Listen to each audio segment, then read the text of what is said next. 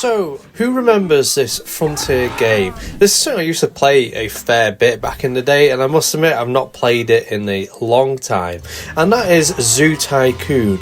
A lot of people might not realise Frontier made Zoo Tycoon for, I think it was for Xbox One originally only, and this is one of the games that came out with the Xbox One, if I completely remember. It might not be 100% correct, who knows, but like I said, it's been a long time since I played this.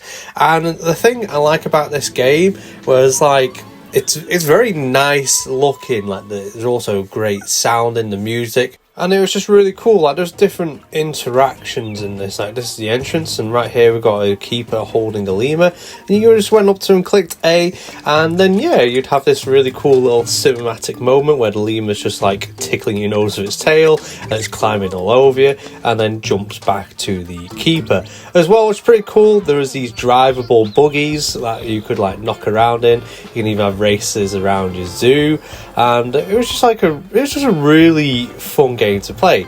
Now, unlike the other Zoo Tycoons from the past, the creatability of this was limited. There's only so much you could do.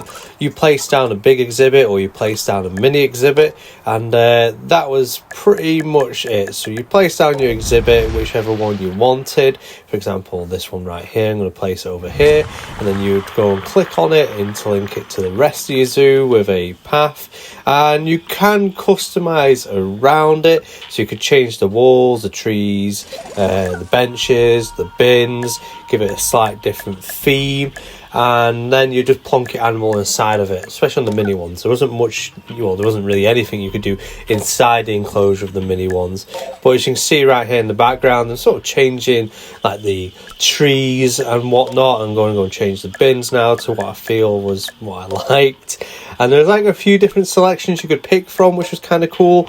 But this is about as far as it gets for customizing the outside of your zoo. Now, at the beginning, you only have a very few select animals, and each enclosure, especially on the mini ones, had different animals for each different type. So I'm going to put ring-tailed lemurs in this one.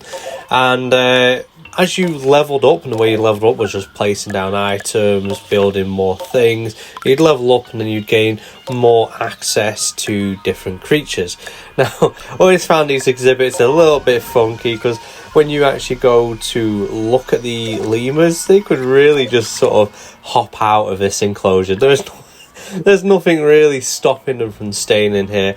And also, one of those cool features is that you can go into first person like this as a keeper, well, third person, and run around your zoo and have a nosy at it. And they're the ring-tailed lemurs, and not much stopping them from escaping, but still, they had really cool animations when they were moving around and whatnot, and made it very different. So as well, you could place down obviously food chains and things like this. This is one of the burger stands, and it's just really cool design. It was quite a big building that took up a lot of space.